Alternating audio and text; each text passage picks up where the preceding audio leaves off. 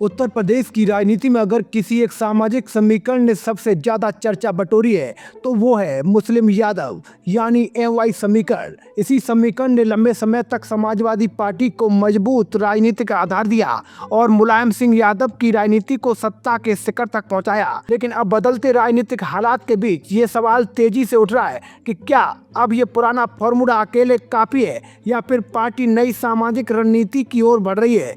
पिछले कुछ समय से उत्तर प्रदेश की राजनीतिक गलियारों में ये चर्चा तेज है कि अखिलेश यादव 2027 के विधानसभा चुनाव को ध्यान में रखते हुए अपने पारंपरिक मुस्लिम यादव आधार को बरकरार रखते हुए ब्राह्मण मतदाताओं तक भी पहुंच बनाने की कोशिश कर रहे हैं। हाल के महीनों में पार्टी नेताओं के बयान और कुछ खास मुद्दों को उठाने का तरीका इसी बात का संकेत देता है कि सपा अब अपने सामाजिक गठबंधन को और व्यापक बनाना चाहती है।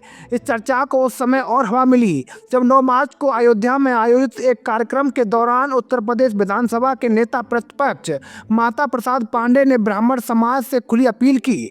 उन्होंने कहा कि ब्राह्मण वर्ग मौजूदा सरकार के रवैये से असहज महसूस कर रहा है और अगर ये समुदाय एकजुट होकर 2027 में अखिलेश यादव को मुख्यमंत्री बनाने के लिए समर्थन दे तो उनका सम्मान बहाल हो सकता है। उनके इस बयान को सामान्य राजनीतिक बयान से ज्यादा एक रणनीतिक संकेत माना गया क्योंकि इससे यह संकेत गया कि समाजवादी पार्टी अपने पारंपरिक वोट बैंक से आगे बढ़कर नए सामाजिक वर्गों को साथ जोड़ने का काम कर रही है। केवल बयान ही नहीं बल्कि हाल के महीनों में कुछ ऐसे मुद्दे भी सामने आए जिन्हें सीधे तौर पर ब्राह्मण समुदाय से जोड़कर उठाया गया। उदाहरण के तौर पर सपा विधायक कमल अख्तर ने विधानसभा में मांग उठाई कि 19 अप्रैल को मनाई जाने वाली परशुराम जयंती को फिर से सार्वजनिक अवकाश घोषित किया जाए। उन्होंने कहा कि समाजवादी पार्टी की सरकार के दौरान ये छुट्टी हुआ करती थी जिसे बाद में खत्म कर दिया गया। इस मांग को ब्राह्मण समाज से जोड़कर पेश किया गया। इससे यह संकेत मिला कि पार्टी इस समुदाय की भावनाओं से राजनीतिक विमर्श में जगह देने की कोशिश कर रही है। इसी बीच 2 घटनाओं ने इस पूरे राजनीतिक विमर्श को और तेज कर दिया। पहला मामला प्रयागराज में आयोजित माघ मेला के दौरान सामने आया जब पुलिस ने स्वामी अभिमुक्तेश्वरानंद की पालकी को संगम तक जाने से रोक दिया। इसके बाद शिष्यों और पुलिस के बीच टकराव की तस्वीरें सोशल मीडिया पर तेजी से वायरल हो गई जिनमें न शिष्य को न उनकी चोटी पकड़कर घसीटते हुए दिखाया गया। विपक्षी दलों ने इसे धार्मिक सम्मान का मुद्दा बनाते हुए सरकार की आलोचना की और इस मामले को लेकर राजनीतिक बयानबाजी भी तेज हो गई। दूसरा मुद्दा यूनिवर्सिटी ग्रांट कमीशन यानी यूजीसी के नए दिशा निर्देशों से जुड़ा था जिनका उद्देश्य उच्च शिक्षण संस्थानों में जातिगत भेदभाव को रोकना है। हालांकि कुछ सवर्ण छात्र संगठनों ने इस नियम की आलोचना करते हुए कहा इससे सामान्य वर्ग के छात्रों के प्रति गलत धारणा बन सकती है और इसी बहस ने भी सवर्ण राजनीति को चर्चा में ला दिया। अगर चुनावी इतिहास पर नजर डालें तो समाजवादी पार्टी ने पिछले कुछ वर्षों में अपने प्रदर्शन में सुधार जरूर किया है। 2017 के उत्तर प्रदेश विधानसभा चुनाव में पार्टी केवल 47 सीटों तक सिमट गई थी लेकिन 2022 के चुनाव में सपा के नेतृत्व वाले गठबंधन ने 125 सीटें जीतकर राज्य की राजनीति में मजबूत वापसी की और मुख्य विपक्षी दल बनकर उभरी। इसी दौरान पार्टी का वोट शेयर भी लगभग 21.8% से बढ़कर 32% तक पहुंच गया। राजनीतिक विश्लेषकों का मानना है कि यह बढ़त मुख्य रूप से ओबीसी, मुस्लिम और दलित मतदाताओं के बड़े हिस्से के समर्थन से संभव हुई।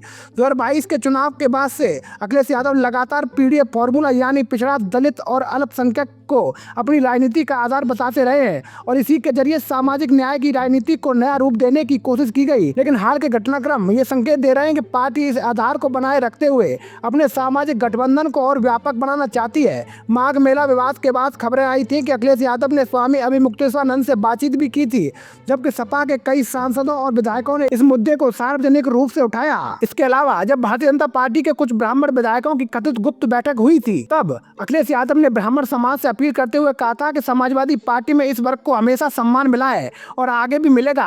हालांकि चुनावी आंकड़े ये भी बताते हैं कि ब्राह्मण मतदाता परंपरागत रूप से सपा के साथ बड़ी संख्या में नहीं जुड़े हैं। उत्तर प्रदेश की कुल आबादी में ब्राह्मणों की हिस्सेदारी लगभग 10 से 12% मानी जाती है। 2000 के दशक में अंत तक यह समुदाय मुख्य रूप से इंडियन नेशनल कांग्रेस के साथ जुड़ा रहा लेकिन बाद के वर्षों में बड़ी संख्या में ब्राह्मण मतदाता भारतीय जनता पार्टी की ओर झुक गए और 2017 के विधानसभा चुनाव में भाजपा को लगभग 83% ब्राह्मण वोट मिलने का अनुमान लगाया गया था जबकि 2019 लोकसभा और 2022 विधानसभा चुनाव में ये आंकड़ा लगभग 89% के आसपास बताया गया। जहां तक 2024 के लोकसभा चुनाव में सपा के 37 जीतने वाले उम्मीदवारों में से केवल एक ही ब्राह्मण सांसद था। ऐसे में 2027 के विधानसभा चुनाव से पहले समाजवादी पार्टी के सामने सबसे बड़ी चुनौती यही होगी कि वो अपने पारंपरिक मुस्लिम यादव आधार को मजबूत बनाए रखते हुए नए सामाजिक वर्गों को भी साथ जोड़ जोड़ सके। पार्टी अक्सर मुलायम सिंह यादव की राजनीति का उदाहरण देती है, जिन्होंने जनेश्वर मिश्रा जैसे ब्राह्मण नेताओं के साथ मिलकर एक व्यापक सामाजिक गठबंधन तैयार किया था। अब सवाल यही है, क्या अखिलेश यादव उसी विरासत को नए तरीके से आगे बढ़ाते हुए एमवाई से आगे बढ़कर बीएमवाई यानी ब्राह्मण मुस्लिम यादव जैसा नया समीकरण बना पाएंगे? साथ ही ये भी देखना होगा इस नई रणनीति के बीच पीडीएफ फॉर्मूला प्रभावित न हो, क्योंकि वही फिलहाल सपा की राजनीति की मुख्य धुरी माना जाता है। फिलहाल इतना जरूर कहा जा सकता है कि जैसे जैसे 2027 का विधानसभा चुनाव करीब आएगा, समाजवादी पार्टी की यह सामाजिक रणनीति उत्तर प्रदेश की राजनीति में एक बड़ा और दिलचस्प फैक्टर बन सकती है। तो दोस्तों, मैं था आपके साथ मुकेश उपाध्याय। अगर आपको ये हमारी जानकारी अच्छी लगी तो कमेंट बॉक्स में जरूर बताइएगा। और हाँ, आपने ये वीडियो किस जिले से देखी, आप उस जिले का नाम जरूर लिखिएगा। जय हिंद, जय भारत।